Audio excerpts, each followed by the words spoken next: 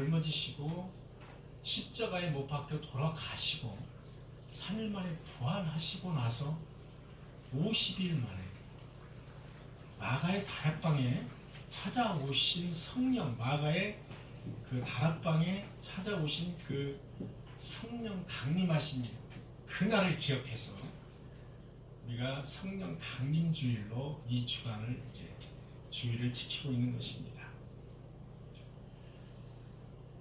여러분, 미국 텍사스에 예이츠폴이라는 유명한 유전이 있다고 합니다. 저는 가보지는 못했는데 이 예이츠폴이라는 유명한 유전이 있는데 상당히 크고 아주 질이 좋은 그런 유전이라고 합니다. 1930년대 그러니까 세계 대공황 당시에 H라는 목장 주인이 크게 이제 목장을 경영하고 있었다고 합니다. 근데 경제적으로 이제 대공황이라서 경제적으로 매우 이제 어려움을 겪게 되었습니다.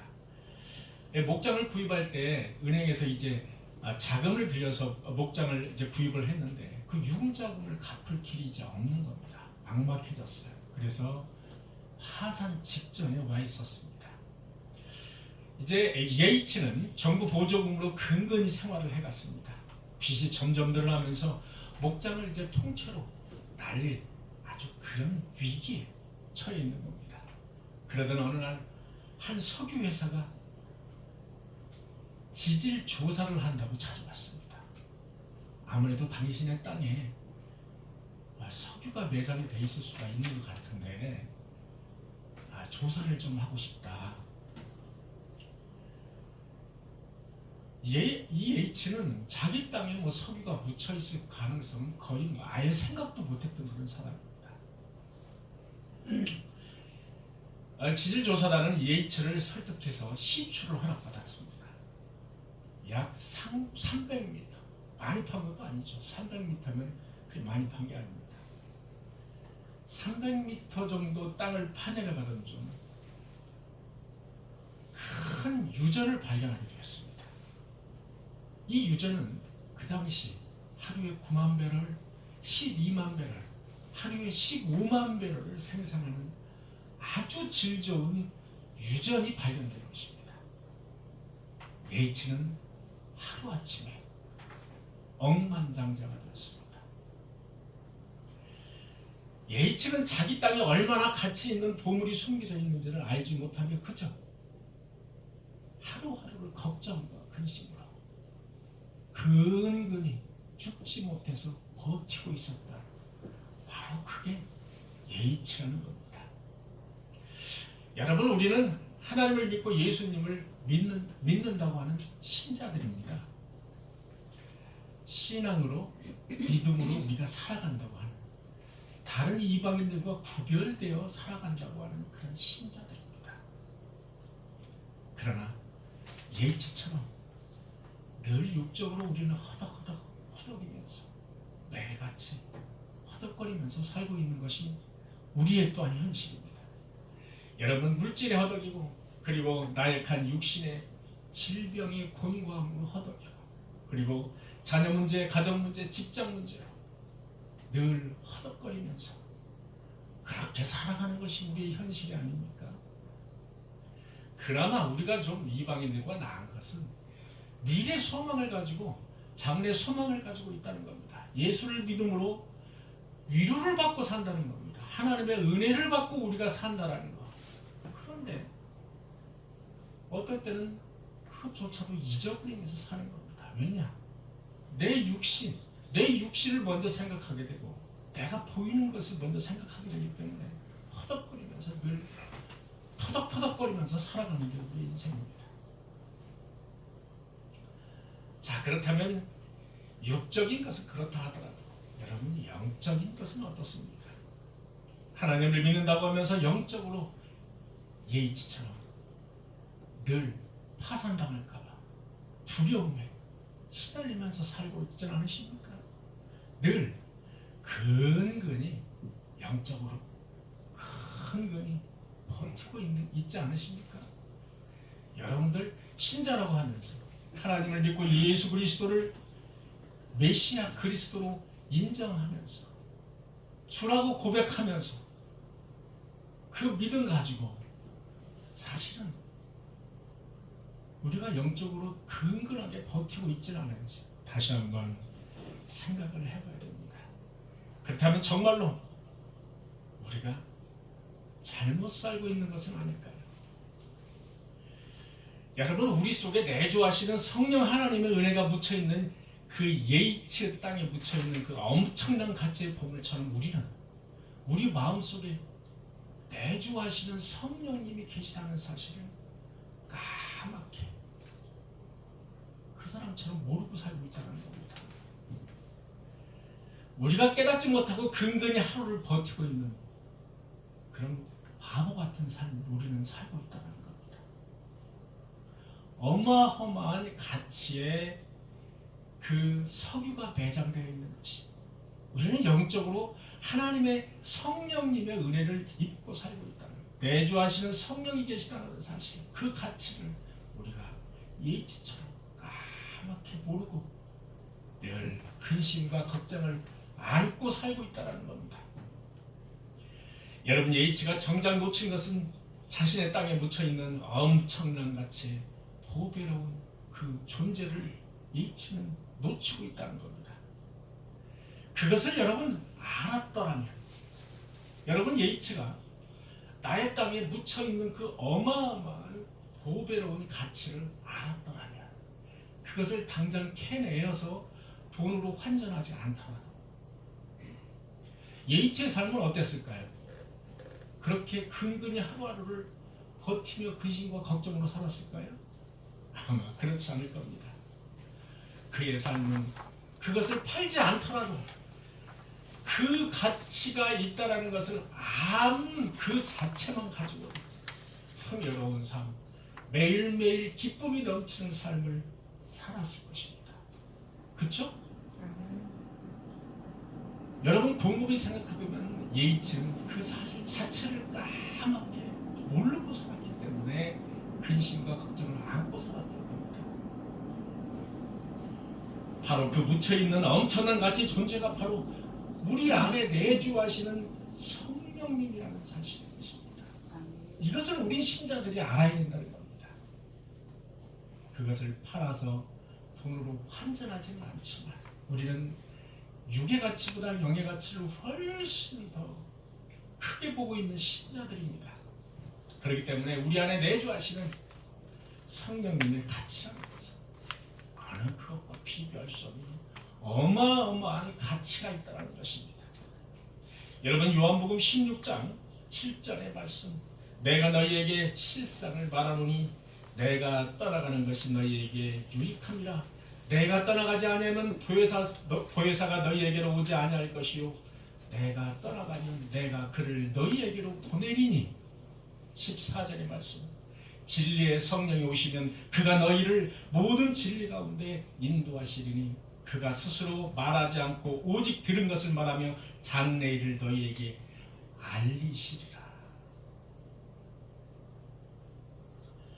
여러분 여기에서 이제 보혜사라는 말이 나옵니다. 보혜사. 영어로는 카운셀러 또는 헬퍼라고 번역이 되어 있습니다. 보혜사, 조력자, 협력자, 대변자, 더 나아가면 변호사라고는 의미가 있습니다. 성령님은 우리의 조력자이자 협력자이자 우리의 대변자라는 말씀입니다. 보혜사 성령 하나님. 여러분 그 외에도 에베소 3장 16절 19절 말씀, 오늘 읽을 말씀입니다. 그의 영광의 풍성함을 따라 그의 성령으로 말미암아 너희 속사람을 능력으로 강건하게 하시오니라. 오늘의 말씀입니다. 여러분 성령은 이렇게 신약에 와서 이렇게 오순절날 예수님이 부활하시어서 예수님이 떠나가시기 전에 떠나가신 다음에 너희에게 성령을 보내신다고 그러셨지 않습니까? 그렇다면 성령은 애초부터 존재하지 않으셨을까요? 성령은 그때 딱 보내주셨을까요? 그때부터 있는 존재가 성령일까 이 말입니다. 사실은 성령에 대해서 여러분과 말씀을 나누려면 삼위일체 부분에 대해서 여러분과 말씀을 나눠야 되고 성부, 성자, 성령에 대해서 각각 최소한 두세 시간씩 성부, 성자, 성령을 두세 시간씩 말씀을 나눠야 되는데 그것을 우리가 성경 공부 시간에 그 부분을 해야 되거든요. 그런데 아쉽게도 지금 못하고 있는 거죠. 그런데 우리가 이제 하나님을 믿는 신자로서 성부, 성자, 성령 이걸 위해서 모르면 어떤 말도 할 수가 없습니다. 매우 두려운 거죠. 하나님을 믿는다. 예, 믿습니다. 근데 하나님은 누구시냐라고 물었을 때 무슨 일을 하시냐고 물었을 때 우리는 아무 말도 할 수가 없는 겁니다. 여러분, 성령은 태초부터 계신 분입니다. 자, 창세기를 한번 보겠습니다. 창세기 1장 26절을 보도록 하겠습니다. 하나님이 이르시되 우리의 형상을 따라 우리의 모양대로 우리가 사람을 만들고 이렇게 되어 있습니다. 여러분, 창세기를 읽으면 정말로 놀라운 일들이 되게 많은데 그 중에 하나가 이겁니다. 하나님이 이르시되 내가 형상을 만들고 나의 모양대로 내가 사람을 만들고 이렇게 되어 있지 않습니다. 주어가 우리라는 겁니다. 복수라는 거예요. 우리가 우리의 형상을 따라 우리의 모양대로 우리가 사람을 만들고 이렇게 되어 있습니다. 왜 우리일까요? 유일하신 하나님 한 분인데 왜 우리가 되냔 말이죠. 이것이 바로 성부, 성자, 성령을 의미하기 때문에 우리가 되는 겁니다. 복수가 되는 겁니다. 창세기 3장 22절의 말씀. 여호와 하나님이 이르시되 보라 이 사람이 선악을 아는 일에 우리 중 하나같이 되었으니. 자, 아담이 이제 범죄를 했습니다. 선과 악을 구별하는 선악과의 과실을 따먹었습니다. 그러자 하나님이 이렇게 말씀하십니다. 여호와 하나님이 이르시되 보라 이 사람 아담이 선악을 아는 일에 우리 중과 같이 되었다는 겁니다. 여기에도 우리라는 말이 나옵니다. 복수라는 거예요. 즉 태초부터 창세기 1장부터 성부, 성자, 성령이라는 단어가 직접적으로 나오지는 않지만 이렇게 하나님은 성부, 성자, 성령으로 구성된 우리라고 이렇게 분명하게 언급이 되어 있다는 사실입니다. 우리라는 단어 결국 성부, 성자, 성령. 그래서 우리는 성부 하나님, 성자 하나님, 성령 하나님 이렇게 지칭을 합니다. 이것을 세 사람이라고 지칭하지 않습니다. 알기 쉽게 우리가 말씀을 나눈다고 해서 성부, 성자, 성령 하나님 세 분이 계십니다.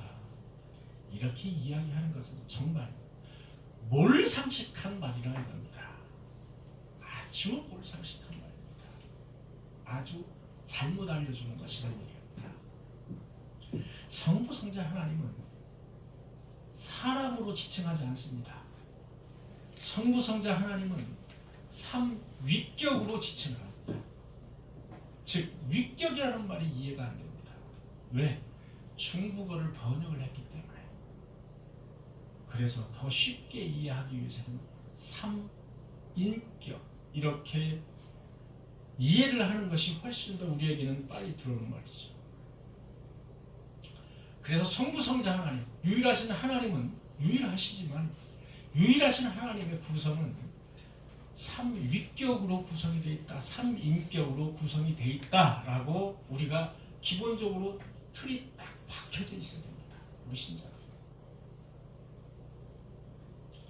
그래서 우리는 유일하신 하나님을 믿되 그분은 삼위일체 하나님을 우리는 믿는 겁니다. 우리가 믿는 하나님은 삼위일체 하나님이지 유일하신 하나님이 아니라는 겁니다. 자, 유대교는 누구를 믿습니까? 하나님을 믿습니다. 유대교는 하나님을 믿는데 어떤 하나님을 믿느냐? 성부 하나님만 믿습니다. 성자 하나님, 성령 하나님을 안 믿는다는 말입니다. 그래서 예수 성자 하나님이 이 세상에 오셨을 때 유대인들이 극구 반대하면서 예수를 십자가에 못 박은 것입니다. 예수를 죽인 것입니다. 성부 하나님이 오신 것을 까맣게 모르고 있었던 것입니다. 성자 하나님이 거창하게 이 세상에 번개를 치면서 구름을 타고 오실 줄 알았던 겁니다. 우리 사람처럼 사람의 눈높이로 그렇게 낮게 응애응애 하면서 아기처럼 오실 줄은 몰랐다는 겁니다. 지금도 부인하고 있습니다. 그들은. 그래서 유대교는 유일하신 하나님을 믿습니다마는 성부 하나님만 믿는다 이겁니다. 여러분, 루터교는 누구를 믿을까요? 성자 하나님만 믿는다고 봐도 과언이 아닙니다. 만이라는 단어를 쓰기에는 좀 아닙니다만은 성부, 성자, 성령 중에서 성자 하나님을 유독 강조하는 것이 루터교다 이렇게 보시면 됩니다. 루터가 종교개혁할 때 예수님, 그리스도, 소위 말하면 기독론을 중심으로 종교개혁을 했거든요. 그래서 기독론이 유독 강조가 된 겁니다. 그래서 루터교는 성자 하나님을 상당히 강조한 약간 변형된 그런 종교 형태다 이렇게 보시면 됩니다. 여러분, 여의도의 시옷교회, 무슨 교회라고 제가 이야기하면 좀 문제가 될 것 같습니다. 시옷교회, 여의도에 제일 크죠? 시옷교회. 여기는 어떠냐? 여기는 성부, 성자, 성령 중에 성령 하나님만 유독 강조를 합니다. 여기 만안구에 있는 뭐 교회 있죠? 동생분이 운영하시는 마찬가지입니다. 성령 하나님만 유독 강조를 한단 말입니다. 성부 하나님은 쳐다도 보지 않는다는 거죠. 그러면 우리 정통 장로교는 어떻습니까? 천지를 창조하시고 인간을 창조하신 성부 하나님, 그리고 성부 하나님이 자기 독생자 예수를 이 땅에 우리의 죄를 대속하시기 위해서 보내주신 성자 하나님, 그리고 성자 하나님이 부활하시고 난 다음에 너희에게 보내주리라고 약속하신 성령 하나님, 이 세 분의 성부, 성자, 성령 하나님을 똑같이 어느 누구에게도 치우치지 않고 믿는 것이 바로 우리 정통 장로교다 이렇게 보시면 됩니다. 사랑하는 성도 여러분, 삼위일체 하나님을 믿으시는 저와 여러분들이 되시기를 간절히 축원합니다. 여러분, 예수가 십자가에 달리실 때 도망했던 마가 요한이 예수가 십자가에 달리실 때 도망갔습니다. 고독까지 벗어젖히고 도망가느라고 정신이 없어가지고 그가 그렇게 담대하게 예수의 시체를 훔쳤다는 그런 혐의를 뒤집어쓰고 재판장에 나가서 당당하게 재판을 받았다. 그리고 그가 바울과 함께 전도 여행을 하면서 결국 마가복음이라는 그 마가복음을 썼던 그 영광스러운 마가복음을 쓰는 대영광을 누렸다. 그 마가, 너도 예수쟁이가 아니냐는 물음에 절레절레 아니라고 비겁하게 3번씩이나 부인했던 베드로가 온 천하 사방을 다니면서 예수 그리스도를 전파하다가 십자가에 거꾸로 매달려 죽은 바로 시몬 베드로. 예수 믿는 자들을 체포하여 감옥에 가두기 위해서 예루살렘에서 무려 240km나 떨어져 있는 다메섹까지 가다가 그리스도인들을 추적하던 그 바울이 다메섹에서 예수를 만난 후에 내가 그를 위하여 모든 것을 잃어버리고 모든 것을 해로 여김은 예수 그리스도를 아는 그 지식이 가장 고상하기 때문이라고 고백한 사도 바울. 내가 알고 있었던 그 잘난 모든 지식을 배설물로 여긴다고 고백했던 그 사도 바울. 죽을 것을 뻔히 알면서 로마에까지 들어가서 예수가 하나님의 아들이며 메시아 그리스도라는 사실을 외치다가 목이 잘려서 순교했던 바로 사도 바울. 여러분, 도대체 이 세 사람은 도대체 처음과 마지막이 어떻게 그렇게 180도가 달라졌을까요? 어디서 그런 용기가 났느냐 말입니다. 어디에서? 누가 시켰을까요? 그것은 바로 성령 하나님이 인도하시고 그분들을 작정하여 그렇게 순교하게 하신 것입니다.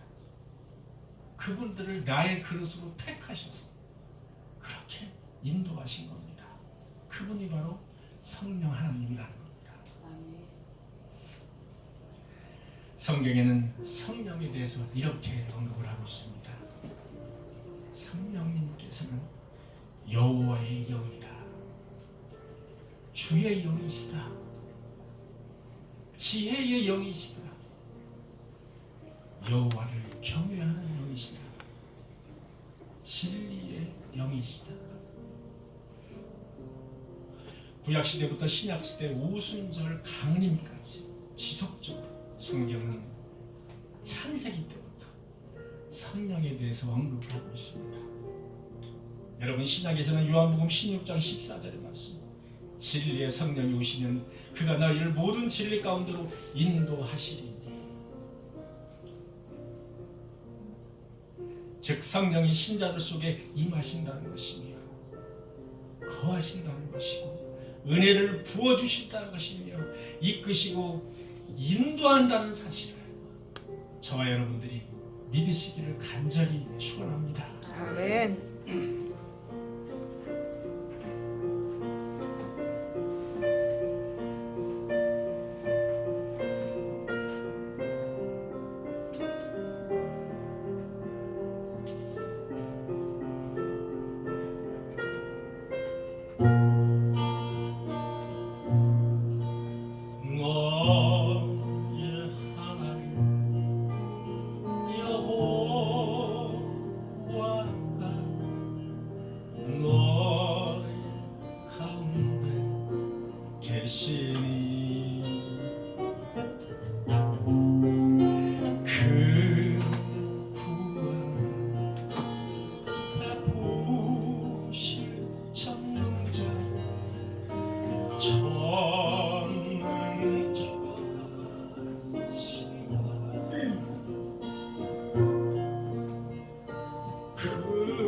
그간으로 인하여 기쁨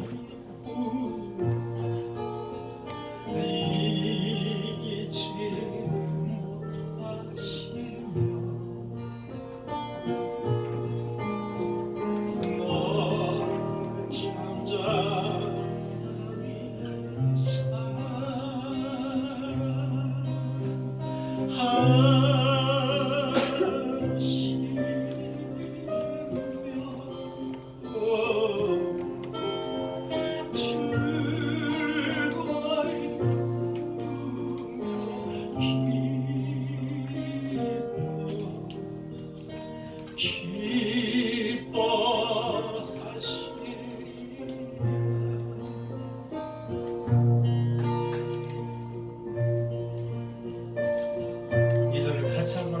너희 하나님 여호와가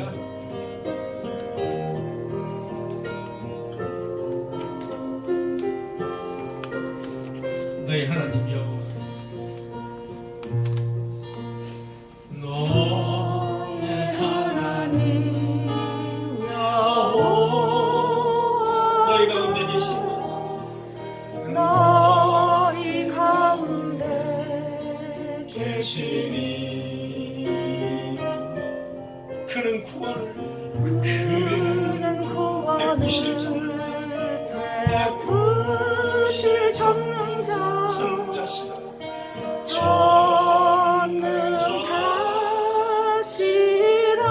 그가 너를 위하여 기쁨을 이기지 못하고 그가 너로 인하여 기쁨을 이기지 못하시며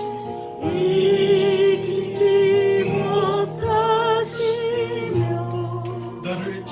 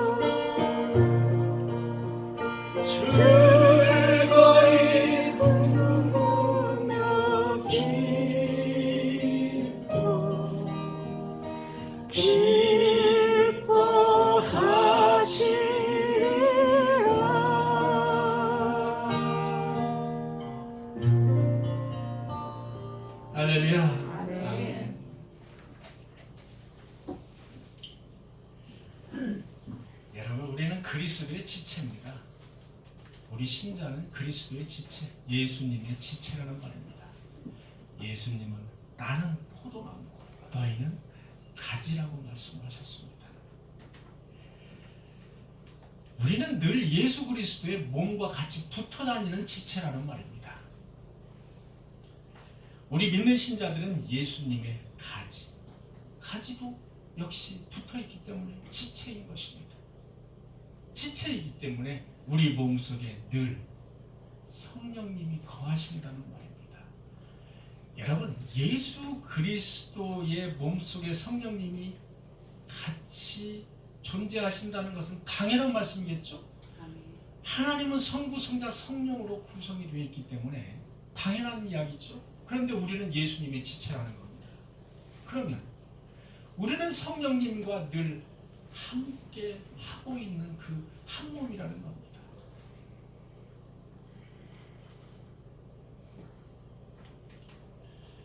우리가 믿는다고 하면서도 늘 눈에만 보였던 성자 하나님, 우리가 예수님만 그렇게 부각되어서 우리 눈에 성령 하나님은 보이지 않습니다.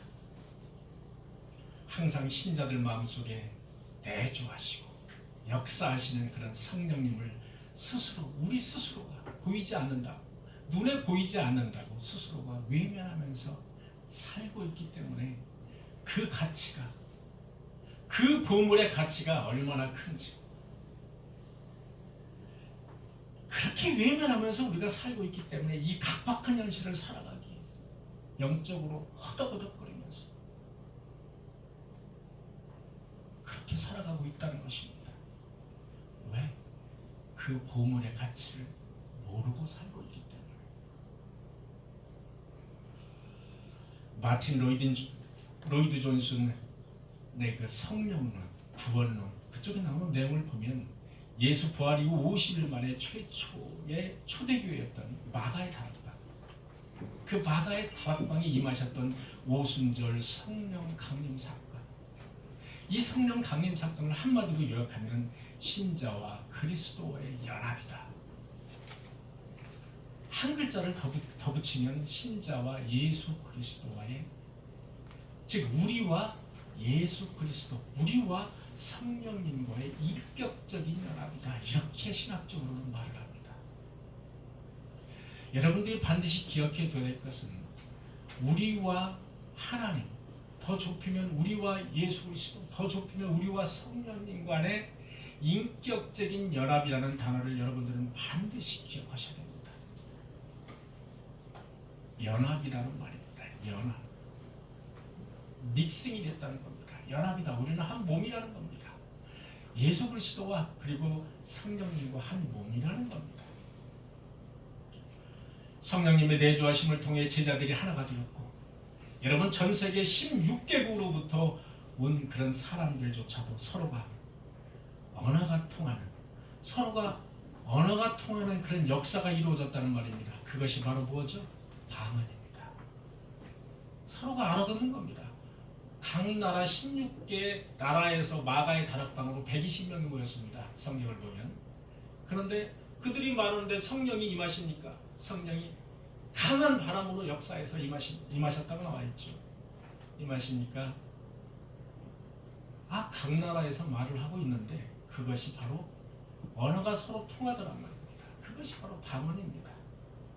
그래서 성령 강림절에 꼭 빼놓지 않고 이야기하는 것이 방언입니다. 방언. 그래서 간단하게 여러분과 방언에 대해서 한마디를 하고 넘어가야 되겠습니다. 방언에 대해서도 여러분과 함께 논의를 할 기회가 있겠습니다만, 여러분 혼자 알아듣지 못하는 말을 하는 것이 방언이 아닙니다.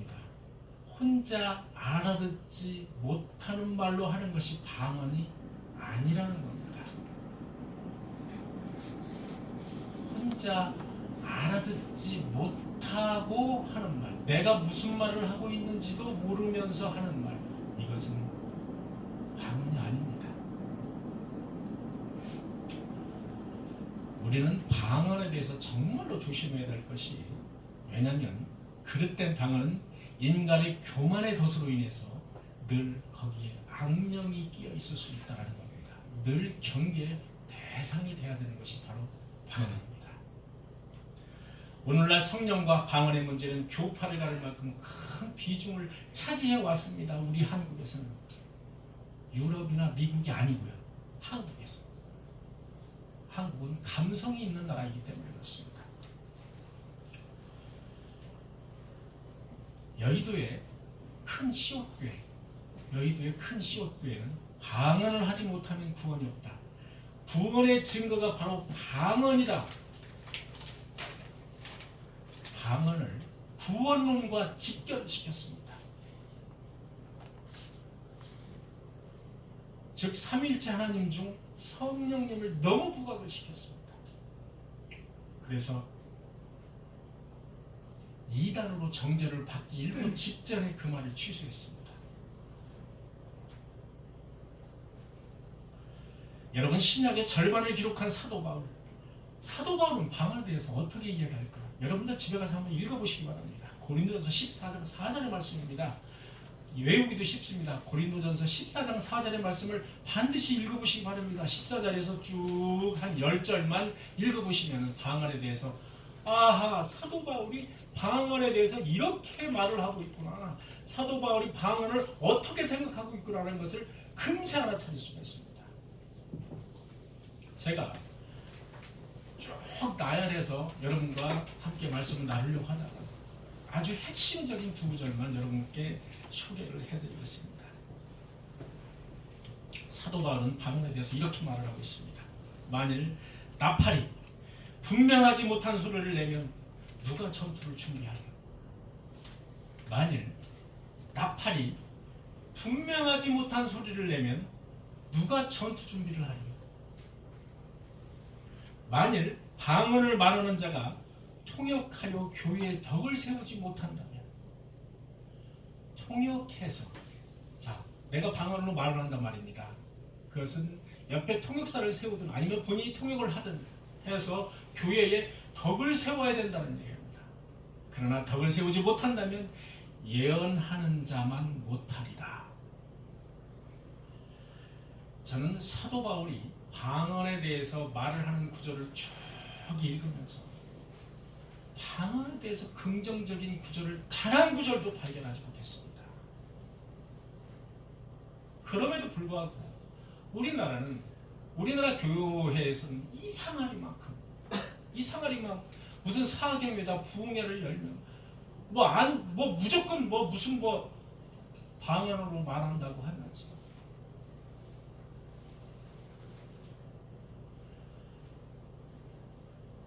정말 놀라운 사실이죠.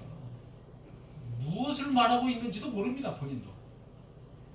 여러분 인터넷 들어가면은 코미디언 서모 씨, 서모 목사 문제가 됐던 그분이 방언으로 안수하는 것이 나옵니다. 한번 잘 들어보세요. 무슨 얘기를 하는지. 방언인지 아닌지 한번 잘 들어보시기 바랍니다. 여러분, 방언을 잘못 말하게 되면 제가 방언을 완전 부인하거나 완전 비방하거나 비난하는 건 아닙니다. 성경에 방언, 성령의 하나의 열매라고 분명히 나와 있습니다. 그런데 너무 그것을 추종하고 너무 그것을 갖다가 나의 어떤 그 구원의 어떤 열매로 그렇게 착각하고 잘못 알아서 이상한 쪽으로 가는 아주 신비주의 이런 쪽으로 가는 사람들이 너무 많다는 거죠. 우리는 그것을 정말로 뼈저리게 반성을 해야 됩니다.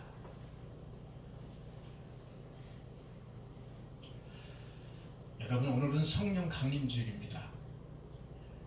모쪼록 주님은 포도나무요, 우리는 그의 가지입니다. 성령님은 어느 날 갑자기 나에게 임재했다가 어느 날 갑자기 떠나시는 것이 아닙니다. 우리는 예수 그리스도와 붙어있는 그런 한 몸임으로 늘 성령님은 그리스도 안에 계시듯이 우리 몸 안에 성령님이 임재를 하고 계시며 그 성령님은 우리를 인도하시고 교통하시고 우리를 역사하시고 우리를 선하고 좋은 길로 인도하시는 그런 분이시라는 겁니다.